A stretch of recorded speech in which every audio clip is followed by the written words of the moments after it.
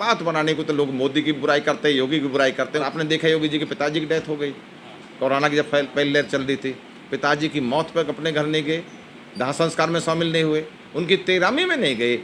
नमस्कार, मैं रवि राजपूत और आप देख रहे हैं चौचक टीवी।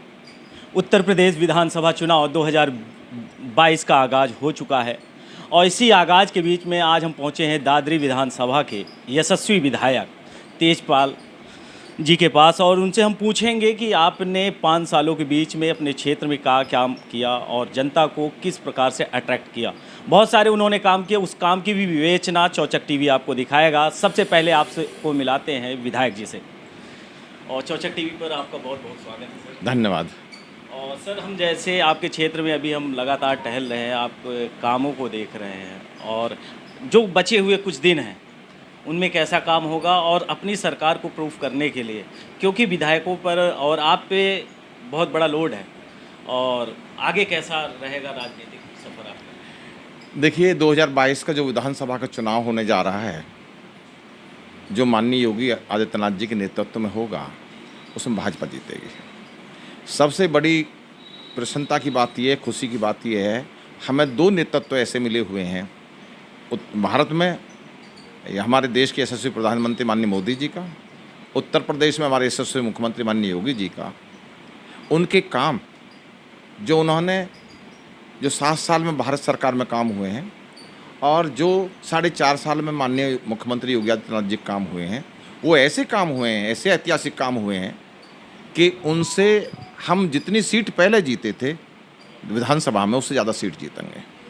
और माननीय योगी जी के आशीर्वाद से ही मैंने दादरी विधानसभा में भी उन कामों को आगे बढ़ाने का कार्य किया है। और सर, जैसे बीजेपी का एक एजेंडा रहा है, हिंदुत्व का एजेंडा रहा है, राम मंदिर का, इस बार का जो एजेंडा जैसे योगी जी का है, तो योगी जी और उधर सपा भी कह रही है कि हम हिंदू, छोटे हिंदू नहीं हैं, हम आपसे भी बड़े वाले हिंदू हैं। तो हिंदुत्व का एजेंडा इस बार बीजेपी, उसके साथ साथ विकास, क्योंकि 5 साल के अंतर्गत जो काम आप लोगों ने किया है वो काम भी आप मैदान में लेके उतरेंगे। देखिए, मैं आपसे दादरी विधानसभा की बात करूँगा। दादरी विधानसभा में कई काम ऐतिहासिक हुए हैं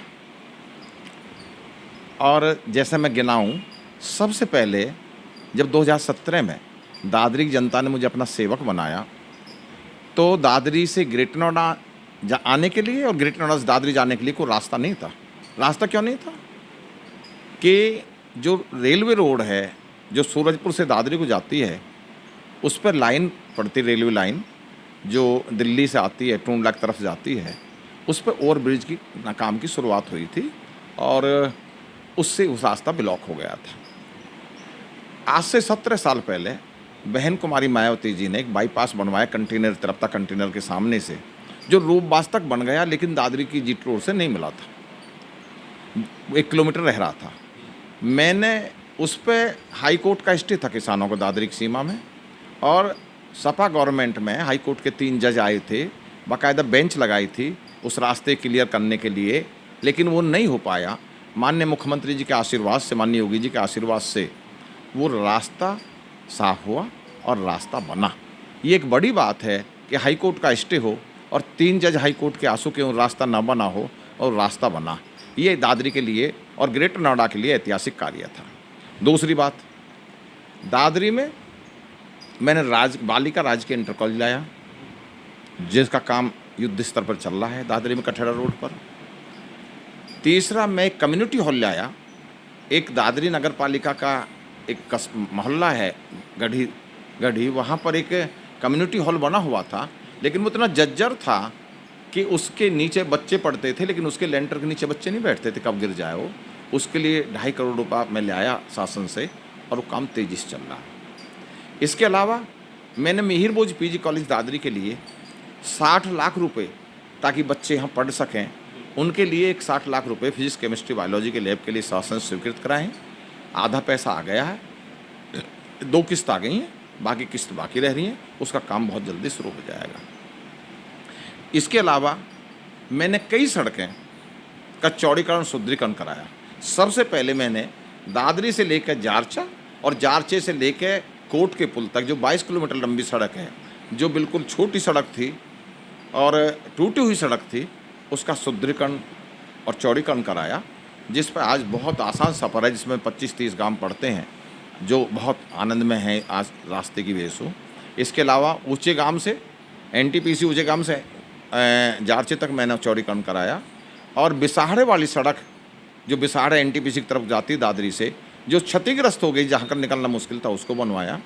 इसके अलावा एक हरिश्चंद्र के बाग से लेकर के जो खेड़ा, हाथीपुर खेड़ा है, दुर्राई है, कचेड़ा है, दुजाना है, महावड़ है, और कुड़ीखेड़ा बम्बावड़ है, रायतपुर है, अकलपुर है, जैतवारपुर एनटीपीसी तक एक चौड़ी और मजबूत सड़क बनवाई, जो 27 करोड़ की लागत से बने, जो जिससे आज वहाँ के लोग बहुत आने जाने में बहुत सुविधा महसूस करते हैं।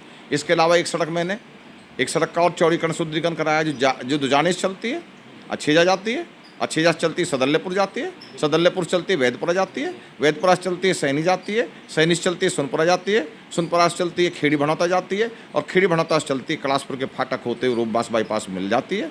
और उस पर 2 पुल हैं, एक नहर का पुल है और एक नाले का पुल है। उसका चौड़ीकरण गया, वो सड़क बहुत शानदार बन गई, वहाँ के लोग अच्छा महसूस करते हैं।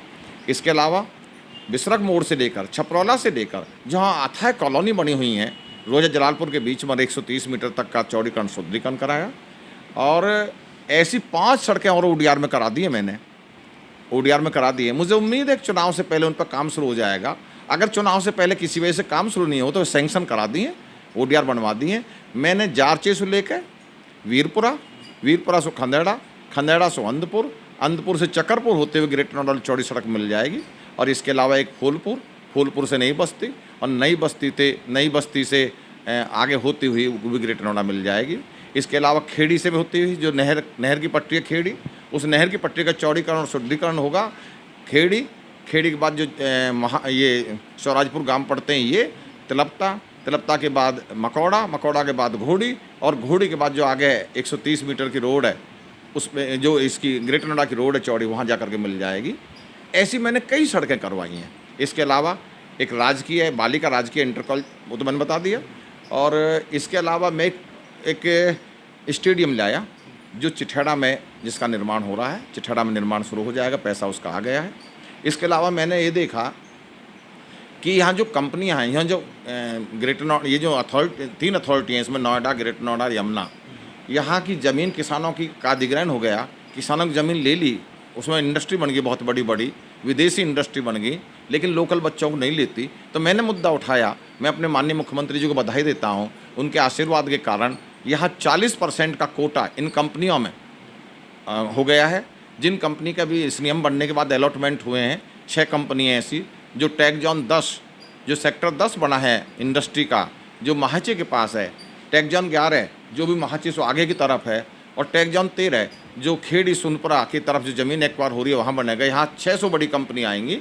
इनमें अब तक 8 कंपनियों के अलॉटमेंट हो चुके हैं। उसमें स्पष्ट लिख दिया 15 नंबर पर अलॉटमेंट लेटर में कि 40% बच्चे यहाँ के स्थानीय लेने होंगे, और वो आवश्यक रूप से लेने होंगे। ऐसा नहीं प्राथमिकता देनी पड़ेगी, आवश्यक रूप से लेने होंगे, और टोटल संख्या का 40% होगा। ये इस क्षेत्र के लिए एक मील का पत्थर साबित होगा। आज लोग जाते हैं नेताओं के पास, प्रभावशाली लोगों के पास, कि भाई हमें कंपनी में लगा दो, कंपनी में लगा दो। कंपनी लेती नहीं, कंपनी में कह देते हैं।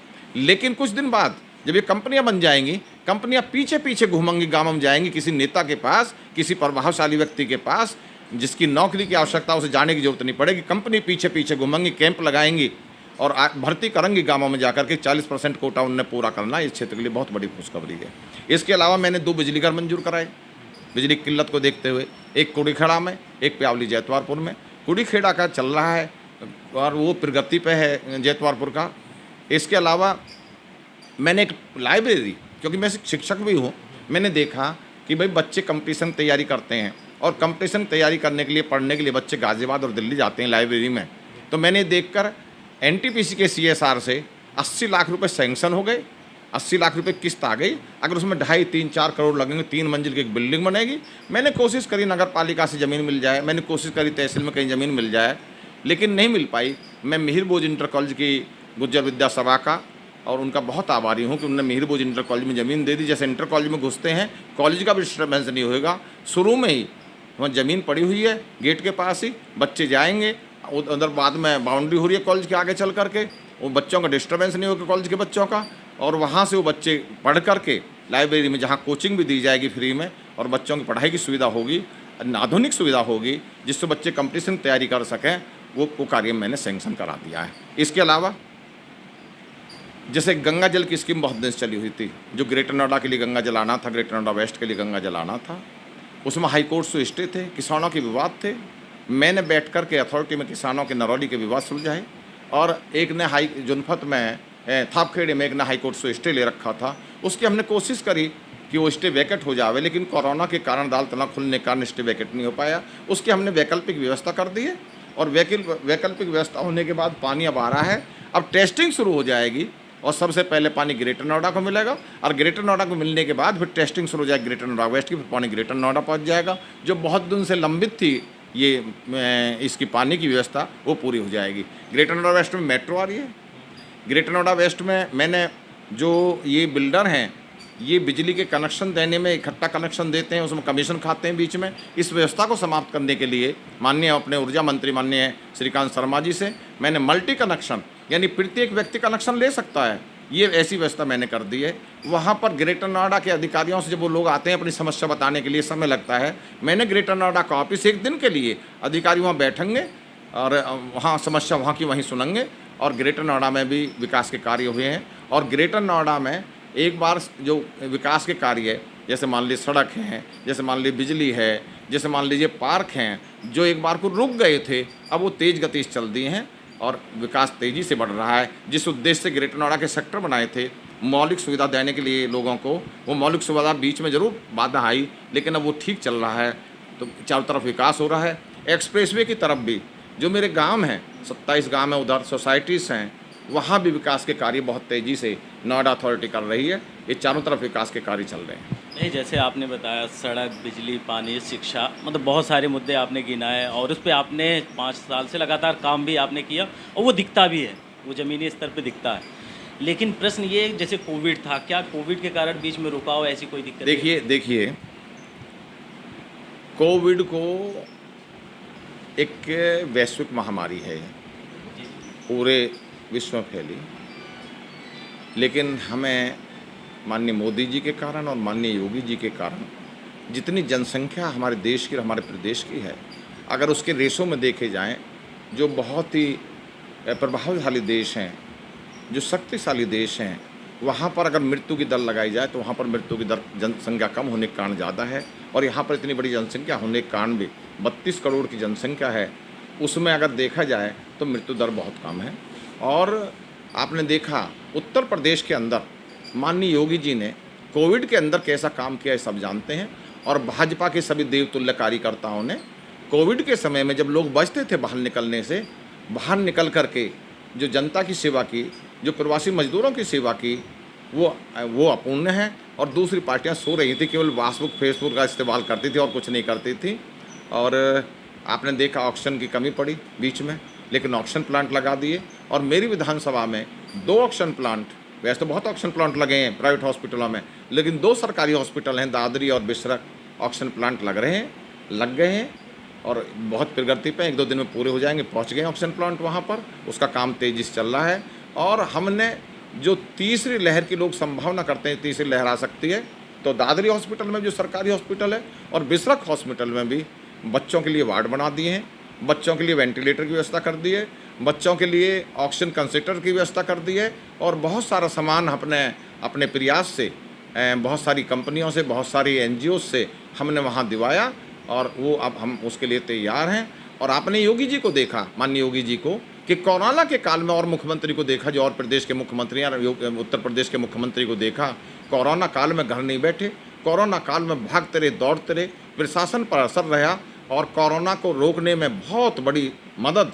और ये विश्व भी तारीफ़ करता है माननीय योगी जी की, पूरा विश्व तारीफ़ करता है कि योगी जी के कार्य सबने देखे।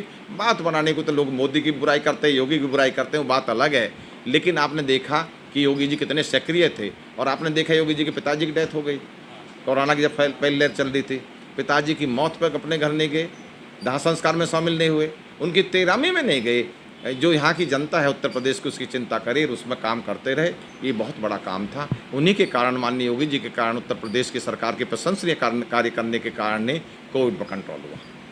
जैसे आपने सारे काम गिनाए, आगे की थीम क्या होगी जो अब आगे का मुद्दा क्या, जनता के बीच में आप क्या लेके जाएंगे? देखो मेरी सुनो बात, एक बात और कहूँगा। सारी जनता जानती है भारत की, और उत्तर प्रदेश की जनता भी जानती है कि जैसे कोई मोहल्ला है, मोहल्ले में एक नंग रहता है। जब वो नंग रास्ते में चलता है और भले आदमी चलते हैं तो भले आदमी बच जाते हैं, नंग आ रहा है इससे बचो। पाकिस्तान भी नंग पने का काम करता था, रोज़ हमला करता था, और हमला करने के बाद हिंदुस्तान ये कहता था, भारत ये कहता था कि भाई शांति रखो, शांति रखो, शांति रखो। लेकिन उन्हें मालूम नहीं थी अगर देश का प्रधानमंत्री कौन है। माननीय मोदी जी के कारण जब पाकिस्तान ने हमला करने की सोची तो पहली बार सर्जिकल स्ट्राइक करनी पड़ी, एयर स्ट्राइक करनी पड़ी। पाकिस्तान को इतना डरा दिया, पाकिस्तान हमला करने से डरता है, लेकिन पाकिस्तान के पहले भय नहीं था, पाकिस्तान के भय हो गया है। चीन इतना शक्तिशाली देश है कि चीन ने सोची कि तो बंदर की घुड़की की तरह अपनी सेना को भारत की सीमा पर ले जा। उसने भारत की सीमा पर लगा दी। लगने लगा कि युद्ध होगा, सुबह लगाना, सुबह हो जाएगा, सुबह नहीं हो दोपहर को हो जाएगा, दोपहर नहीं शाम को हो जाएगा, शाम को नहीं हो तो रात को हो जाएगा। आपने देखा ये वो हिंदुस्तान नहीं है, ये मोदी जी का हिंदुस्तान है। अपनी सेना उनको वापस करनी पड़ी, ये सारा देश जानता है। 370 जो हमारा जम्मू कश्मीर है, वहाँ पर उनका कानून अलग, उनका झंडा अलग, और लोग कहते थे कि 370 समाप्त करेंगे, तो लोग मजाक उड़ा के, भाजपा के लोग झूठ बोलते हैं, ये समाप्त नहीं होगी। चुटकियों में उसको समाप्त कर दिया, और अभिन्न अंग और आज तिरंगा झंडा वहाँ लहर रहा है उसमें, जिसकी लोग कल्पना भी नहीं करते थे कि ये काम हो जाएगा। और आपने देखा नागरिक संशोधन कानून हो, योगी जी को आपने देखा, जो कानून व्यवस्था, जो law and order Uttar Pradesh के अंदर लागू हुआ है, वो पूरा देश तारीफ करता है, सारे राज्य तारीफ करते हैं। बहुत अच्छी कानून व्यवस्था है। जहाँ हम बैठे हैं ग्रेटर नोएडा में, मुझे यहाँ की याद है कि जब कोई पहले फैक्ट्री वाले आते थे तो फैक्ट्री का जब प्लॉट मिला और वहाँ काम करना शुरू करा, गुंडे पहुँच जाते थे, लाओ, वो पलायन कर गए फैक्ट्री वाले, बहुत सारे लोग चले गए। आज देख रहे फैक्ट्रियों की लाइन लगी हुई है। एयरपोर्ट आया, फिल्म सिटी आई, और मैं सही बता रहा हूँ आपको, विधायक की वजह से नहीं बता रहा। अगर एयरपोर्ट और फिल्म सिटी नहीं आती तो ग्रेटर नोएडा यमुना अथॉरिटी के ताले लग जाते। आज बहुत सारे उद्योगपति आ रहे हैं, लॉ एंड ऑर्डर के कारण विकास हो रहा है, और रोजगार मिलेगा लोगों को, रोजगार मिलेगा लोगों को। विपक्ष लगातार हमलावर इसी बात, क्योंकि रोजगार उत्तर प्रदेश से कोविड के बाद और भी चला गया है। उत्तर प्रदेश में भुखमरी है, उत्तर प्रदेश में रोजगार नाम की चीज़ नहीं है। उत्तर प्रदेश के लोग महाराष्ट्र जा रहे हैं, गुजरात जा रहे हैं, अलग अलग प्रदेश जा रहे हैं। विपक्ष लगातार इस चीज़ को मुद्दा बना के लगातार, जैसे आपने बताया कि इंडस्ट्रियल एरिया काफ़ी, आपने इधर यमुना एक्सप्रेसवे या फिर फिल्म सिटी आ रही है, तो विपक्ष के इन मुद्दों को, इन प्रश्नों को कैसे काटेंगे आप? देखिए, सारी जनता जानती है विपक्ष कहीं कोविड में दिखाई दिया? विपक्ष ये बता सकता कि हमने ये काम करा? जो हमारी भारतीय जनता पार्टी के देवतुल्य कार्यकर्ताओं ने जनता के बीच जा कर के, जो प्रवासी मजदूर बहुत रहता है यहाँ पर, और एक समय था जब फर्स्ट लहर आई थी, दिल्ली की साइड से सड़कों पे इतने लोग चले, बच्चे से लेकर बुढ़े तक, एक आदमी भूखा प्यासा नहीं छोड़ा। मैं पूछ रहा हूँ, ये विपक्षी लोग कहीं निकले उस समय? इनका कोई काम दिखाई दिया उस समय? ये बात ही तो बनाते हैं, ये बातों की जो बात बनाते हैं, जो आरोप लगाते हैं, उन्हें जनता जानती है, उन्हें जनता जानती है। इनके बहकावे में जनता नहीं आएगी। ये आलोचना करने के अलावा, जो इनका काम आलोचना करने के अलावा, ये अपना काम बताए ना, हमने क्या काम करा। काम इनके पास कुछ नहीं, आलोचना इनके पास, इनका अपना काम आलोचना करने का, हमारा अपना काम है काम करने का। हम काम करते रहेंगे, और इसके काम के बल पर ही, इन विकास के बल पर ही, इस लॉ एंड ऑर्डर के बल पर ही हम 2022 में पहले से ज़्यादा वोटों से जीत के आएंगे। और हम आपसे एक लास्ट प्रश्न पूछें कि दादरी के लिए जो आपकी नेक्स्ट थीम होगी, मतलब एक खूबसूरत दादरी, ऐसी कौन कौन सी चीज़ें आपके दिमाग में भी बनी हैं कि जो कि दादरी को खूबसूरत और रोज़गार दे सके, यहाँ के लोगों को अच्छा नेचर दे सके, वातावरण दे सके, बहुत सारी चीज़ें हैं, सुरक्षा दे सके। महिलाओं की सुरक्षा मेन मुद्दा होता है। तो इन सारी चीज़, ऐसी कौन सी चीज़ें हैं जो बची हैं जिसको आप पूरा करना चाहेंगे, अभी तक आपने पूरा नहीं किया? देखिए, जनपद गौतम बुद्ध नगर एक छोटा जनपद है, और छोटा जनपद होने के कारण भी जो 2 कमिश्नरेट पिल्लाड़ी उत्तर प्रदेश के अंदर बनाई हैं, लखनऊ और गौतम बुद्ध नगर, ये लॉ एंड ऑर्डर कैसा रखना चाहते हैं मुख्यमंत्री की नीयत दिखाता है। और आपने देखा कि ग्रेटर नोएडा वेस्ट एक बहुत महत्वपूर्ण जगह है, वहाँ पर सबसे पहले बीट व्यवस्था लागू की। 60-70 मोटरसाइकिल वहाँ घूमती रहती हैं, क्राइम पे पूरी तरह से कंट्रोल है, लोग खुश हैं। और अभी अभी एक महिला बीट का भी उद्घाटन हुआ। महिलाओं के प्रति बहुत चिंतित हैं। एक समय था जब महिलाएं निकलती हुई डरा करती थी, आज महिलाएं आराम से घूमती हैं, कोई उन्हें डर और खतरा नहीं है। और आगे भी हम बहुत अच्छा करते रहेंगे और जो काम अधूरे रह गए इनको आगे बढ़ाते रहेंगे और जनता बिल्कुल खुश है। जैसे मैं एक बात और बताऊँ आपको कि जब लोकसभा का चुनाव हुआ 2019 का, लोक दल बसपा सपा का गठबंधन हुआ, तो लोग कहते थे गई भाजपा, वोट की परसेंटेज लगा लो कितनी है, 50% से हम ज़्यादा हैं, 60% करीब हैं। क्या नतीजा हुआ लोकसभा में? जो लोकसभा में नतीजा हुआ उससे ज़्यादा अच्छा नतीजा अब 2022 में होगा। कितनी सीट के लिए दम भरते हैं? क्योंकि योगी जी ने तो एक अपना टारगेट बेस दे ही दिया है, लेकिन हम उनके विधायकों से पूछना है क्या टारगेट बेस इस बार रखना चाहेंगे विपक्ष पार्टी? मुझे लग रहा है इन हालातों को देखते हुए 350 पार करेंगे अब हम। तो योगी जी 300, उनके विधायक मुझे लग रहा है 350 पार करेंगे। मतलब विपक्ष नेस्तनाबूद है। नेस्तनाबूद हो जाएगा। विपक्ष ने कुछ काम ही नहीं करा सिवा आलोचना के। विपक्ष को काम बताओ, क्या काम है विपक्ष का? विपक्ष का मिठाई खिलवाओ। तो आपने देखा कि विधायक जी ने बताया कि दादरी विधानसभा में किस तरीके से अभी 5 साल में उन्होंने काम किया, चाहे शिक्षा हो, रोजगार हो, बिजली हो, पानी हो, सड़क हो, तमाम ऐसे मुद्दे इन्होंने गिनाए जिस पर इन्होंने काम किया। और हम भी चौचक टीवी लगातार दादरी विधानसभा की तस्वीरें आपको दिखाता रहा है, आगे भी दिखाएगा। नमस्कार।